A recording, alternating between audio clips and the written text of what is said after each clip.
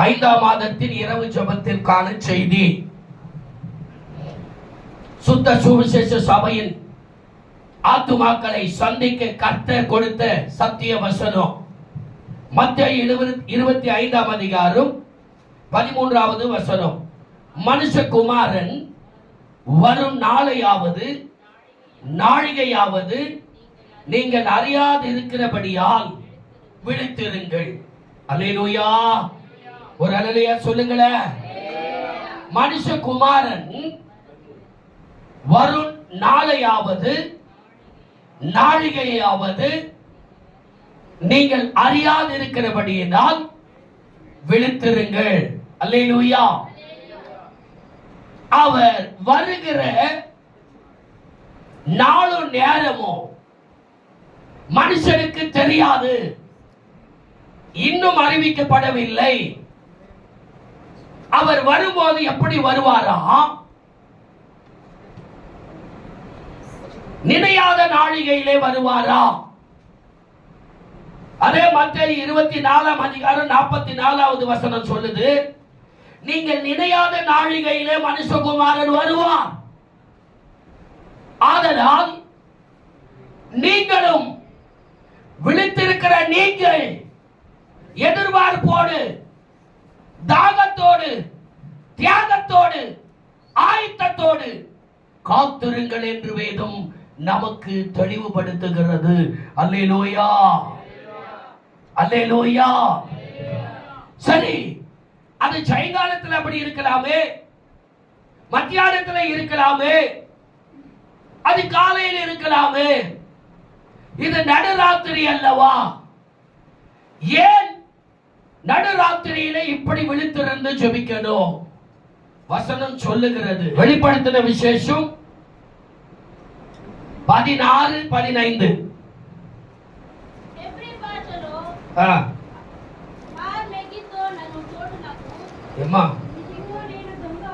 அந்த வசனம் தான் 16:15. அப்படியா? 16. ఇదిగో నేను దొంగ వలె వచ్చుచున్నాను. அப்ப போதும். ஆண்டவர் எப்போ வருவாரா? எப்படி வர்றாரா? திருடனை போல வர்றாரா? திருடன் எப்போ வருவாங்க சொல்லுங்க பார்க்கலாம். நீங்களே விளக்கம் கொடுங்க. திருடன் எப்போ வருவான்? திருட ராத்திரில தான் வருவான். ஏன் ராத்திரில வர்றான்? யாரும் இருக்க மாட்டாங்க, நடமாட்டம் இருக்காது, மனுஷ சஞ்சாரம் இருக்காது. நம்பர் 1. நம்பர் 2, எந்த வீட்டை கண்ணமிடுவானோ அந்த வீட்டில் இருக்கிறவங்க நடுராத்திரியா இருக்கனால, அது ராத்திரியா இருக்கனால தூங்கிட்டு இருப்பாங்க. ஆகவே வெளியவும் நடமாட்டம் இல்லை, உள்ளவும் பிரச்சனையே இல்லை. என்னத்துக்கு? திரண்டுறதுக்கு. ஆகவே ஆண்டவர் சொல்லுகிறார், இதோ திருடனை போல வருகிறேன். அப்ப திருடன் எப்பதான் வருவான்? ராத்திரில வருவானுங்கிறது சத்தியம், உண்மை. அப்ப ஆண்டவர் சொல்றார், திருடனை போல வர்ற. திருடன் எப்படி வருவான்? எப்போ வருவான்னு கேட்கல, எப்படி வருவான்? நினைச்சே பார்க்க மாட்டோம். அல்லேலூயா. ராத்திரி 12 மணி வரைக்கும் காத்து நின்னப்பா. அப்பதான் அப்படி கண்ணு அசந்த 2 மணிக்கு எப்பயோ கண்ணமிட்டான். அதனாலதான் சொல்றாரு மத்தேயு 24:44, நீங்கள் நினையாத நாழிகையிலே மனுஷகுமாரன் வருவார். அல்லேலூயா. நினையாத நாழிகையிலே மனுஷகுமாரன் வருகிறவராய் இருக்கிறதினாலே நீங்களோ ஆயத்தமாயிருங்கள். ஆயத்தமாய் இருக்கும்படிக்கு ஒரு ஆலோசனையை கூட கர்த்தர் கொடுக்கிறார். அது என்ன அந்த ஆலோசனை? ஒரு கூட்ட ஜனம் ஆண்டவரை பார்க்கிறதுக்கு ராத்திரில புறப்படுறாங்க. ஏன்னா இவங்களுக்கு தெரியுது தேவன் ராத்திரில தான் வரப்போறாரு, மணவாளன் ராத்திரில வரப்போறாரு. அதுக்கு ஆதாரமான சத்திய வசனம் மத்தேயு 25ஆம் அதிகாரம் 1, 2, 3 வசனங்களை வாசித்து பார்க்கும் பொழுது, பரலோக ராஜ்யமோ తమ దీవెనలను పట్టుకొని పెండ్లి కుమారుడిని ఎదుర్కొనేటకు బయలుదేరిన 10 మంది కన్నికలు పోలినదే. వీరిలో 5 బుద్ధి లేని వారు, 5 బుద్ధి గలవారు. గమనించండి, ఈ 10 మందిలో సగము దేవుడు పనిచేసినాడు. వచ్చిన వాళ్ళలో ఇప్పుడు సగము, ఇక్కడ ఉన్న వారిలో సగం, இங்க இருக்கிறவர்கள பாதி. இப்ப இதுல புத்தி உள்ளவங்க எல்லாம் பாதி பேர் கையை உயர்த்தி சொல்லுங்க அல்லேலூயா. கரெக்டா தான் சொல்றீங்க. இப்போ புத்தி உள்ளவங்க கொஞ்சம் பேர் தான் சொன்னீங்க. இப்போ புத்தி இல்லாதவங்க கைகளை உயர்த்தி சொல்லுங்க அல்லேலூயா.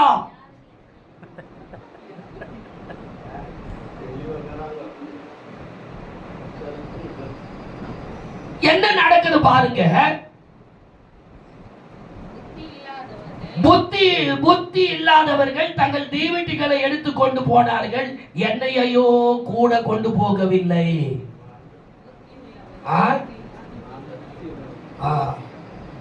அவரும் மறந்துட்டு தான் வீட்டுல விடுறாரு. வாய்க்குது எதை வேணா சொல்லலாம், எதை வேணா பேசலாம், என்ன வேணா நடக்கலாம். அல்லேலூயா. என்ன கோயில் நடக்குது, கோயிலுக்கு போறோம். ஜபம் நடக்குது, ஜபத்துக்கு போறோம். ஆராதனை நடக்குது, ஆராதனைக்கு போறோம். எல்லாத்துக்கும் வர்றோம். ஆனா இயேசு வரும்போது ஏற்றுக்கொள்ளப்படல, கைவிடப்படுகிறோம். காரணம் அவரை சந்திக்கிற ஆயத்தம், அவரை கேட்கும் பரிசுத்தம். அல்லேலூயா, அல்லேலூயா. அவர் எதிர்பார்க்கிற சத்தியத்தின் நீதி நம்மிடத்தில் இல்லை என்று சொன்னார். தேவன் நம்மை நிராகரிக்கிறவராய் இருக்கிறார். எப்படி நிராகரித்தார்? புத்தி உள்ளவர்களை எப்படி ஏற்றுக்கொண்டார்? புத்தி இல்லாதவர்களை எப்படி பிரித்து விட்டார்? அல்லேலூயா. அடுத்த வசனம் வாசிங்க. 4வது வசனம். புத்திலேனி வாரு. 4வது வசனம். புத்தி உள்ளவர்கள் தங்கள் தீவெட்டிகளோடு தங்கள் பாத்திரங்களில் எண்ணெயும் கொண்டு போனார்கள். மணவாளன் வர தாமதித்த போது அவர்கள் எல்லாரும் நித்திரை மயக்கம் அடைந்து தூங்கி விட்டார்கள். 6வது வசனம். நடுராத்திரியிலே இதோ மணவாளன் வருகிறார், அவருக்கு எதிர்கொண்டு போங்கள், அவருக்கு எதிர்கொண்டு போக புறப்படுங்கள் என்கிற சத்தம் உண்டாயிற்று. எப்ப உண்டாயிற்று? நடு ராத்திரி. கரங்களை தட்டி ஒரு அல்லேலூயா சொல்லுங்களேன். நடு ராத்திரியில இப்ப பாத்தீங்களா, நம்ம சாப்பிட்டோம். யாருன்னா நடுராத்திரி இப்ப சாப்பிடுவானா? ஏன்? இப்ப தூங்கிருக்கிறவன் ஏஞ்சி பல்ல வளைக்கிட்டு தான் சாப்பிடுவான். நம்ம தூங்காததுனால நம்ம பல்ல வளர்க்கவே தேவையில்லை. Continue meals. அல்லேலூயா, பிரைஸ் தி லார்ட், அல்லேலூயா. அப்ப நடுராத்திரியில மணவாளன் வருகிறார். எதுக்கு நம்மளை விழித்திருக்க சொன்னார்? விழித்திருந்தாதான் அவர் நடுராத்திரியில வர்றாரோ, பாதி ராத்திரியில வர்றாரோ? நடுராத்திரி பாதி ராத்திரி ரெண்டு ஒண்ணு தானே. அல்லேலூயா. அந்த ராத்திரியில வர்றாரோ அதுவும் ஒண்ணுதான். Price the Lord. முதலாம் ஜாமத்துல வர்றாரோ, 3ஆம் ஜாமத்துல வர்றாரோ தெரியாது. நீங்கள் நினையாத நாழிகையில் மனுஷகுமாரன் வருவார். ஆகவே நீங்கள் விழித்திருக்க வேண்டும். அல்லேலூயா. விழித்திராவிட்டால் ஆண்டவருக்காக புறப்பட்டவர்கள் தான், தீவெட்டிகளை எடுத்தவர்கள் தான், அதுல திரியையும் எண்ணெயும் வார்த்தவர்கள் தான். ஆனால் எண்ணெயையோ கூட ஸ்டாக் கொண்டு போகவில்லை. புத்தி உள்ளவர்கள் எண்ணெயை ஸ்டாக்கோடு எடுத்துக்கொண்டு வந்தார்கள். புத்தி இல்லாதவர்கள் எண்ணெயை விளக்க மாத்திரம் எடுத்துக்கிட்டு, தீவெட்டியை மாத்திரம் எடுத்துக்கிட்டு, கர்த்தரை நான் சந்தித்திருவேன், நான் போனா அவர் என்ன சந்திக்க மாட்டாரா? நான் எவ்வளவு நாள் பாடிக்கிறேன், நான் எவ்வளவு நாள் ஆடிக்கிறேன், நான் என்னென்னலாம் பண்ணிக்கிறேன், ஒன்னும் தெரியாதுன்றுவார். பிரைஸ் தி லார்ட், அல்லேலூயா. என்னது? அப்பாலே போய் சாத்தானே, அது வேற. ஹலோ, புத்தி உள்ளவர்கள் தங்கள் தங்கள் பாத்திரத்தில் எண்ணெயை கொண்டு போனார்கள். புத்தி இல்லாதவர்கள் கொண்டு போகவில்லை. மணவாளன் வர தாமதித்த போது நடுராத்திரியில ஒரு சத்தம் கேட்கிறது. அப்பொழுது 7வது வசனம், அந்த கன்னிகைகள் எல்லாரும் எழுந்திருந்து தங்கள் தீவெட்டிகளை ஆயத்தப்படுத்தினார்கள். 10 பேரும் தூங்கினாங்க. 10 பேரும் ஏஞ்சி தீவெட்டிகளை ஆயத்தப்படுத்துறாங்க. நடந்தது என்ன? புத்தி இல்லாதவர்கள் புத்தி உள்ளவர்களை நோக்கி, உங்கள் எண்ணெயில் எங்களுக்கு கொஞ்சம் கொடுங்களேன், எங்கள் தீவெட்டிகள் அணைந்து போகிறதே என்றார். எவ்வளவு பரிதாபம், எவ்வளவு பரிதாபம். என் விளக்கு அணையுதுன்னா என்ன அர்த்தம்? இன்னைக்கு விளக்கு அணையுதுன்னா என்ன அர்த்தம்? உன் வாழ்க்கைக்கு முடிவு வந்துருச்சுன்னு அர்த்தம். அந்த வீட்டுல விளக்கு ஏத்துறதுக்கு ஆள் இல்ல, என்ன அர்த்தம்? அழிவு வந்துச்சுன்னு அர்த்தம், மரணம் வந்துச்சுன்னு அர்த்தம். சும்மா இல்ல. அல்லேலூயா, பிரைஸ் தி லார்ட். ஒரு குடும்பத்துல ஒரு ஒரு ஒரு ஒரு விவாகம் பண்ணி ஒரு சகோதரி வந்தான்னா, அப்பா அந்த வீட்டு குலதெய்வம், அந்த வீட்டு குத்து விளக்கு சொல்லுவீங்களா இல்லையா? Price the Lord. எனக்கு ஒரு வார்த்தை ஞாபகம் வருது. நம்ம ஊர்ல ஒரு சகோதரி பஸ் ஆக்சிடென்ட்ல செத்து போயிட்டு போது, காஜலப்பள்ளி ரோட்ல தான். ஐயோ, அந்த குடும்பத்தினுடைய மாமனார் மார்பிள் அடிச்சுக்கிட்டு, ஐயோ என் குடும்ப குத்து விளக்கே போயிடுச்சு, என் விளக்கே அழிஞ்சு போச்சு, என் வீடே போயிடுச்சு, என் வீட்டு விளக்கு குத்து விளக்கு போயிடுச்சு. Praise the Lord. அல்லேலூயா. படுவது கிடையாது வார்த்தை. Praise the Lord. புத்தி உள்ளவர்கள், புத்தி இல்லாதவர்கள். இப்போ புத்தி இல்லாதவருடைய புத்தி இனங்கள் என்ன? புத்தி இல்லாதவருடைய புத்தி ஈனம். அடுத்தவங்க கிட்ட கடன் கேட்கிறது. கடன் கேட்கிறதே பெரிய ஒரு புத்தி ஈனம். கடன் கேட்கிறதே ஒரு சாபம். அல்லேலூயா. அடுத்தவங்க கிட்ட கடன் கேட்கிறது அது தேவன் விரும்பாத ஒரு காரியம். ஆகவேதான் கர்த்தர் சொல்லுகிற, யாவருக்கும் சம்பூர்ணமாய் கொடுக்கிறவராகிய என்னிடத்தில் கேட்க கடவன். அல்லேலூயா. இப்ப புத்தி உள்ளவங்க என்ன ஒரு ஞானமாய் புத்தி சொன்னாங்க தெரியுமா? எல்லாத்துலயும் பங்கு போட்டு கொடுத்துட முடியாது. அல்லேலூயா. பரிசுத்தத்தை பங்கு போட்டு கொடுக்க முடியாது, நீதியை பங்கு போட்டு கொடுக்க முடியாது, உண்மை உத்தமத்தை பங்கு போட்டு கொடுக்க முடியாது. அல்லேலூயா. சரீரத்துக்குரிய பொருட்களையும் ஆகாரங்களையும் வஸ்திரங்களையும் தண்ணீரையும் தானம் பண்ணலாம், பணத்தை பொருளை தானம் பண்ணலாம். ஆனா சத்தியத்தையும் வரங்களையும் வல்லமைகளையும் தேவ கிருபைகளையும் அதுல இரக்கம் பண்ண முடியாது, அதுக்கு தானம் பண்ண முடியாது. அது நீதிமான்களுக்கு என்று வைக்கப்பட்டிருக்கிற பரலோக தேவனுடைய ஆசீர்வாதத்தின் பொக்கிஷங்கள். எந்த மனுஷனுக்காக கர்த்தர் அதை நியமித்தாரோ அந்த மனுஷனை தவிர வேறொருவன் அதில் பங்கெடுக்க முடியாது. ஆகவே புத்தி இல்லாதவர்கள் புத்தி உள்ளவர்களை பார்த்து, உங்கள் எண்ணெயில கொஞ்சம் தாருங்கள், எங்கள் விளக்கு அணைகிறது. எவ்வளவு ஒரு பரிதாபம். அதற்கு புத்தி உள்ளவங்க சொன்ன ஒரு புத்தியான ஒரு பதில் என்ன தெரியுமா? 9வது வசனம். புத்தி உள்ளவர்கள் பிரதித்திரமாக, அப்படி அல்ல, உங்களுக்கு எங்களுக்கு போதாமல் இராதபடிக்கு நீங்கள் விற்கிறவரிடத்துல போய் உங்களுக்காக வாங்கிக் கொள்ளுங்கள் என்றார்கள். அப்படியே அவர்கள் வாங்க போன போது, எப்போ எப்போ? நடுராத்திரியில. நல்ல கவனிக்கணும். Price the Lord. இப்ப நீங்க சூப்பரான ஒரு காபி குடிச்சீங்க இல்லையா? இப்ப கங்கா சத்திர கடையில போய் காபி வாங்கிட்டு வந்துருங்க பார்க்கலாம். டீ கடையில ஏன் கிடைக்காது. ஆனா புத்தி உள்ளவங்க சொல்றாங்க, நடுராத்திரில நீங்க விக்கிறவங்க கிட்ட போய் வாங்கிக்கீங்க. இதான் புத்தி உள்ளவனும் புத்தி இல்லாதவன். புத்தி உள்ள ஸ்திரீ தன் வீட்டை கட்டுகிறான். அல்லேலூயா. புத்தி உள்ளவன், ஞானம் உள்ளவன், ஞானம் உள்ள பிள்ளை தன் தகப்பனுக்கு சந்தோஷத்தை உண்டு பண்ணுகிறான்.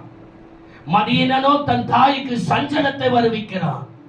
நீங்க ஞானம் உள்ளவர்களாய் இருக்கணும், தெளிந்த புத்தி உள்ளவர்களாய் இருக்கணும், விழித்து இருக்கணும், ஆயத்தமாய் இருக்கணும். கர்த்தருடைய வருகை சமீபம். நினையாத நாழிகையிலே இயேசு கிறிஸ்து வருவார்.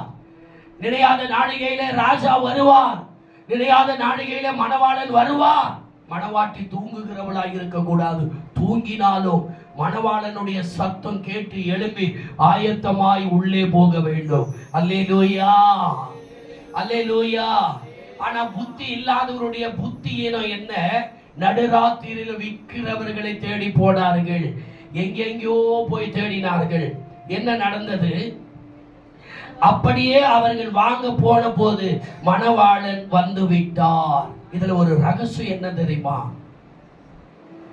இந்த புத்தி இல்லாதவருடைய எண்ணெய் எரிந்து கொண்டு இருக்கும் போதே மணவாளன் ஏன் வரலன்னா, இவர்கள் பரலோகத்துக்கும் பரிசுத்தரை தரிசிக்கிறதுக்கும் உகந்தவர்களும் அல்ல, தகுந்தவர்களும் அல்ல. ஆகவே அந்த புத்தியினமானவர்களுடைய விளக்கு அணைகிற வரைக்கும் மணவாளன் பொறுமையாய் இருந்தார். இதான் உண்மை. அல்லேலூயா.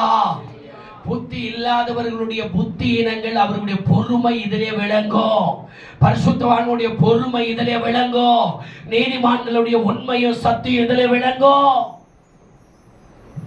இன்னைக்கு சபைக்கு வருகிற அநேகர் இன்னைக்கு விழித்திருக்கிற இந்த ஜபத்துக்கு இல்ல காரணம், அவர்கள் மணவாளனுக்கு தாகமாய் தரிசிக்க தங்களை ஒப்பு கொடுத்தவர்கள் அல்ல. அவர்கள் கடமைக்காக கிறிஸ்துவ சமுதாயத்தில் இருக்கிறதுனால ஒரு நாள் சண்டே தேவனுடைய ஆலயத்துக்கு போகணும், அவ்வளவுதான். இப்ப வந்திருக்கிற கவர்மெண்ட் சண்டே ஆராதனை செய்யக்கூடாது என்று சண்டே லீவை ஒர்க்கிங் டேவா மாத்தி இருக்கிறான். என்ன பண்ண போறீங்க? அல்லேலூயா. பிரியமானவர்களே, கடைசி நாட்கள் கொடிய காலங்கள் வரும். ஜாக்கிரதையாயிரு. Praise the Lord. இப்போ நடுராத்திரியில எங்க போனாங்களா? 10வது வசனம். அப்படியே அவர்கள் வாங்க போன போது மணவாளன் வந்து விட்டார். ஆயத்தமாய் இருந்தவர்கள் அவரோடு கூட கல்யாண வீட்டுக்குள் பிரவேசித்தார்கள். கதவும் அடைப்பட்டது. பின்பு மற்ற கன்னிகைகளும் வந்து, ஆண்டவரே, ஆண்டவரே, எங்களுக்கு திறக்க வேண்டும் என்றார்கள். எனக்கு அருமையானவர்களே, திறந்திருக்கிற வேளையிலே உள்ளே போகிறதை விட்டு அடைப்பட்ட நேரத்தில் கதவை தட்டினால் திறக்கப்படாது. இது இயேசு கிறிஸ்துவின் காலத்திலும் அப்படிதான், நோவா காலத்திலும் அப்படிதான். நோவா பேழையை செய்து நோவா கதவுகளை திறந்து வைத்து 120 வருஷம் பிரசங்கம் பண்ணினார். அல்லேலூயா. நீதிமானாகிய நோவாவின் பிரசங்கம் 120 வருஷம். ஆண்டவரே, அந்த ஜனங்களுக்கு சொல்லியும் ஒருத்தரும் மனம் திரும்புதலுக்கு தங்களை ஒப்பு கொடுக்கவில்லை. நடந்தது என்ன? கர்த்தர் நோவாவை பேழைக்கு உள்ளே விட்டு வெளியே இருந்து கதவை அடைத்தார். காரணம், நோவாவினுடைய மாமனார் மனம் திரும்பாம அழிவு வர்ற அன்னைக்கு வந்து கதவை தட்டி இருப்பான். நோவாவினுடைய 3 பிள்ளைகளுடைய சம்பந்திகள் நோவா சத்தத்தை கேட்டு உள்ளே வந்து ரட்சிக்கப்படாதபடிக்கு அவர்கள் பரியாசம் பண்ணி வெளியே இருந்தார்கள். அழிவு வந்தது, மழை வந்தது, கப்பல் மிதக்க ஆரம்பிச்சது, தண்ணில ததும்புறாங்க, சம்பந்திகள் கதறி இருப்பாங்க. நோவா இறக்கப்பட்டு கதவை திறந்திருப்பான். ஆகவே கர்த்தர் ஞானம் உள்ள தேவன், நீதியுள்ள தேவன், நீதி நியாயம் செய்கிற கர்த்தர், ஒருவருக்கும் அவர் இறங்காதவர். அவர் இந்த பூமியில அவர் இரக்கமுள்ள தேவன், அவர் நியாய தீர்ப்பில நீதியுள்ள நியாயாதிபதி. ஒருவரையும் தம் மனதின்படி தன் கண் கண்டபடி அவர் நியாயம் தீர்க்க மாட்டார். அவர் எப்படி நியாயம் தீர்ப்பார்? பூமியையும் ஜனங்களையும் அவர் நீதியின்படி நியாயம் தீர்த்து யதார்த்தத்தின்படி சிறுமையானவர்களுக்கு நியாயம் செய்து, பூமியை சத்தியத்தின்படி, ஜனங்களை நீதியின்படி சத்தியத்தின்படி நியாயம் தீர்க்கிற நீதியுள்ள நியாயாதிபதி. நீ இரக்கம் உள்ளவனாய் இருந்தா இரக்கம் பெறுவாய். நீ நீதி உள்ளவனாய் இருந்தா நீதியை பெறுவாய். நீ உண்மை உள்ளவனாய் இருந்தா பரிபூரண ஆசீர்வாதத்தை பெறுவாய். நீ தந்திரம் உள்ளவனாய் இருந்தா கர்த்தர் உனக்கு தந்திரம் உள்ளவரும் மாறுபடுகிறவருமாய் இருப்பார். அல்லேலூயா. இந்த 5 பேர் தந்திரவாதிகள், சுயநலவாதிகள், சமயத்துக்கு ஏத்த நடிப்பு நடிக்கிறவர்கள். அல்லேலூயா, அல்லேலூயா. ஆகவே இவர்களுடைய எண்ணெயில் இருக்கிற தீவெட்டிகள், இவர்கள் தீவெட்டியில் இருக்கிற எண்ணெய் அழிந்து போகிற வரைக்கும், அந்த விளக்கு அணைகிற வரைக்கும் மணவாளன் வரவே இல்லை. அவர்கள் பிரிந்து போனதுக்கு அப்புறம் இப்படிதான் நல்லவைகளில் இருந்து ஆகாதவைகளை கர்த்தர் பிரித்து விடுவார். Price the Lord. அழைக்கப்பட்டவர்கள் அநேகர், தெரிந்து கொள்ளப்பட்டவர்களோ சிலர். அந்த சிலரிலும் மீட்கப்பட்டவர்கள் மாத்திரம், கர்த்தரால் மீட்கப்பட்டவர்கள் மாத்திரம் தான் ஆனந்த களிப்புடன் பாடி சியோனுக்கு வருவார்கள். அல்லேலூயா. அப்ப சியோனுக்கு வருகிறவர்கள் யார்? ஆயத்தம் உள்ளவர்கள். சியோனுக்கு வருகிறவர்கள் யார்? புத்தி உள்ளவர்கள். சியோனுக்கு வருகிறவர்கள் யார்? தங்கள் தீவீட்டுகளில் எண்ணெயை கொண்டு போகிறவர்கள். எண்ணெய் தேவனுடைய வசனம் எப்பொழுது இருதயத்தில் அது கொழுந்து விட்டு எரிந்து கொண்டே இருக்கணும். ஆத்துமாவின் தீபம் அணையாதபடிக்கு படுத்திருந்தாலும் கர்த்தரோடு சஞ்சரித்துக் கொண்டிருக்கிற இருதயமாய் மாற வேண்டும். அல்லேலூயா. மணவாளன் வந்து விட்டார், கதவும் அடைக்கப்பட்டது. அல்லேலூயா. அதற்கு அவர்கள் பின்பு 11வது வசனம், பின்பு மற்ற கன்னிகைகளும் வந்து ஆண்டவரே ஆண்டவரே எங்களுக்கு திறக்க வேண்டும் என்றார்கள். அதற்கு அவர் உங்களை அறியேன் என்று மெய்யாகவே உங்களுக்கு சொல்லுகிறேன் என்றார். மனுஷகுமாரன் வரும் நாளையாவது நாழிகையாவது நீங்கள் அறியாதிருக்கிறபடியால் விழித்திருங்கள். விழித்திருங்கள் என்ற இந்த இந்த வார்த்தைக்கு கீழ்ப்படியாதவர்கள், எண்ணெயை கொண்டு போவாதவர்கள், பரிசுத்தம் இல்லாதவர்கள், ஞானமற்றவர்கள், புத்தி இல்லாதவர்கள், ஆயத்தம் இல்லாதவர்கள் விழித்திருக்காதபடிக்கு எப்ப பார்த்தாலும் திங்கிறது தூங்கிறது, திண்டி, தூக்க மயக்கம், வெறியர், சுகபோக பிரியர், லௌகீக இச்சைகளுக்கு தங்களை ஒப்பு கொடுக்கிறவர்கள். இவர்கள் மேல் தேவனுக்கு பிரியம் இல்லை. ஆகவே இவர்களை பிரித்தெடுத்து தன்னுடைய வருகையை வந்து ரகசியமாய் வந்து கதவை அடைத்தார். Praise the Lord. இப்பொழுது கர்த்தருடைய வார்த்தை சொல்லுகிறது. 1 பேதுரு 5ஆம் அதிகாரம் 8வது வசனம். 1 பேதுரு 5ஆம் அதிகாரம் 8வது వచనం. 1 పేతురు 5వ అధ్యాయము 8వ వాక్యమును చదువుకుందాం.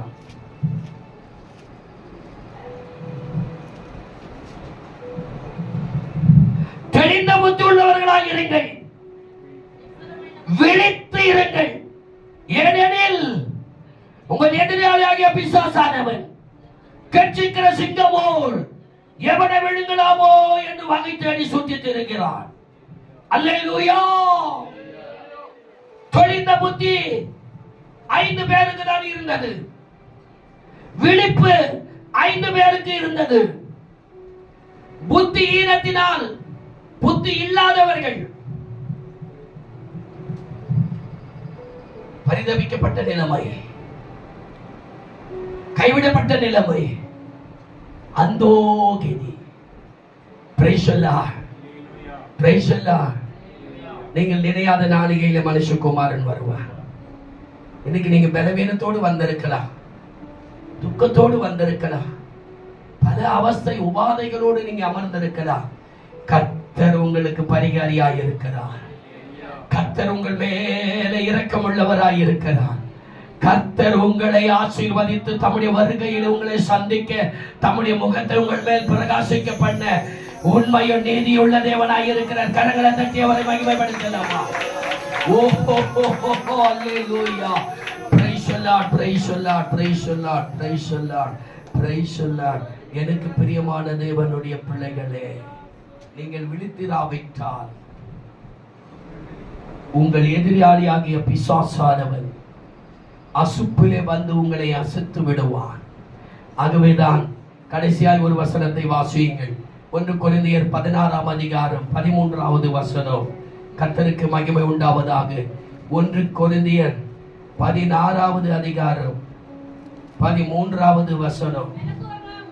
மெனக்குமగా ఉండుడి, విశ్వాసమందు నిలకడగా ఉండుడి, పౌరుషం గలవారై ఉండుడి, బలవంతులై ఉండుడి, మీ చేయు కార్యములన్నీ பிரேமத்தோ செய்யுடி. கர்த்தர் உங்கள் பட்சத்தில் இருந்து உங்களை ஆசீர்வதித்து உங்களை புத்தி உள்ளவர்கள் என்று எண்ணி, உங்களை பரிசுத்தம் உள்ளவர்கள் என்று எண்ணி, நீங்கள் தேவனுடைய அன்பிலே பெருகுகிறவர்கள் என்று எண்ணி, கர்த்தருடைய வருகைக்காய் காத்திருக்கிற எப்பொழுதும் ஆயத்தம் உள்ளவர்கள் என்று எண்ணி கர்த்தர் உங்களோடு கூட பேசுகிறார். பாருங்க, வசனத்தை தமிழ்ல வாசிக்கிறேன். விழித்திருங்கள், விசுவாசத்திலே நிலைத்திருங்கள், புருஷராயிருங்கள், திடன் கொள்ளுங்கள், உங்கள் காரியங்கள் எல்லாம் அன்போடு செய்யப்பட கடவுது. எனக்கு அருமையானவர்களே, நீங்கள் விழித்திராவிட்டால் உங்கள் எதிராளி ஜெயம் எடுப்பார். நீங்க விழித்திருந்தா சாத்தானை மிதிக்கலாம், ஜெயத்தை நீங்க எடுக்கலாம். தூங்காம செபிக்க வரும் தாங்கப்பா, விழித்திருந்து செபிக்கும் வரும் தாங்கப்பா. தூங்கினான் எதிரி கலை விதைப்பான், ஜெபிக்க மருந்தா எதிரி ஜெயம் எடுப்பான். ஆகவே நீங்க நினையாத நாழிகையிலே மனுஷகுமாரன் வருவார். நீங்களும் ஆயத்தமாயிருங்கள், விழித்திருங்கள், விசுவாசத்தில் நிலைத்திருங்கள், புருஷராயிருங்கள், திடன் கொள்ளுங்கள். கர்த்தர் சீக்கிரமாய் வரப்போகிறார். ஒழுங்கால் படிட்டு ஜெபிக்கலாம். பிள்ளைகளே, சுருக்கமான வார்த்தைகள் தான், மிகவும் எச்சரிப்பான வார்த்தைகள், சத்தியம் உள்ள வார்த்தைகள். உன் விசுவாசத்தை துவக்குகிறவரும் முடிக்கிறவரும் உன்னை தம்முடைய மனவாட்டி ஆக்கிக் கொள்ளும்படிக்கு வரப்போகிறார். அது திருடனை போல வரப்போகிறார். அது நடுராத்திரியில வருவாரோ நடுசாமத்தில வருவாரோ தெரியாது. நினையாத நாழிகையில மனுஷகுமாரன் வருவார். ஆகவே நீங்கள் விழித்திருங்கள், நீங்கள் விழித்திருங்கள், புத்தி உள்ளவர்களாயிருங்கள், எச்சரிக்கையாயிருங்கள், ஜாக்கிரதையாயிருங்கள், விழித்திருங்கள், விசுவாசத்திலே நிலைத்திருங்கள், புருஷராயிருங்கள். பூரண பரிசுத்தத்துக்குள்ளே மணவாளனை தரிசிக்க எப்பொழுதும் ஆயத்தமாயிருங்கள். இதோ சீக்கிரமாய் வருகிறேன் என்று சொன்னவர் சீக்கிரம் வருவாராக, நம்மை சந்திப்பாராக, நாம் அவருக்கு எதிர்கொண்டு போக ஆயத்தமாயிருப்போமாக. தேவனுக்கே மகிமை உண்டாகட்டும். கிருபையாய் நேசிக்கிற நல்ல ஆண்டவரே, அருமையாய் 5வது மாதத்தின் ராஜபத்துக்காய் நன்றி செலுத்தி உம்மை ஸ்தோத்தரிக்கிறோம். இம்மட்டும் உடைய சமூகத்தில் விழித்திருந்து காத்திருந்து துதிக்கவும் ஜெபிக்கவும், ஆண்டவரே ஜெயம் எடுக்கவும், துதி சேனையும் ஜெபசேனையும் வெற்றியுள்ள வாழ்க்கை உழைக்கிற பரிசுத்த மனவாட்டிக்குரிய புத்தியுள்ள ஆண்டவரே பரிசுத்த சேனையாய் சந்ததியாய் எங்களை நீர் மாற்றிக் கொண்டதுக்காக, எங்களோடு பேசினதுக்காக நன்றி செலுத்துகிறோம். இந்த கிருபைகளை இழந்து போய் தூங்குகிறவர்களுக்காக நாங்கள் ஜெபிக்கிறோம். நீ தூங்குகிறவர்களை விட்டு எழுந்திரு என்று சொன்னவரே அப்பா, நாங்கள் எப்பொழுதும் உம்முடைய மெல்லிய சத்தத்தை கேட்டு உம்முடைய முகத்தை தரிசிக்கிற நித்திய மணவாளனுடைய மணவாட்டிகளாய் எங்களை ஆயத்தப்படுத்திக் கொள்ள விழித்திருங்கள் என்று சொன்னீரே. நினையாத நாழிகையிலே மனுஷகுமாரன் வருவார். ஆதலால் நீங்களும் ஆயத்தமாயிருங்கள். எங்களை ஆயத்தப்படுத்துகிற எங்கள் அருள்நாதர் இயேசுவின் கரத்தில் எங்களை தாழ்த்தி ஒப்பு கொடுத்து ஜெபிக்கிறோம். ஜீவனுள்ள நல்ல பிதாவே, ஆமென்.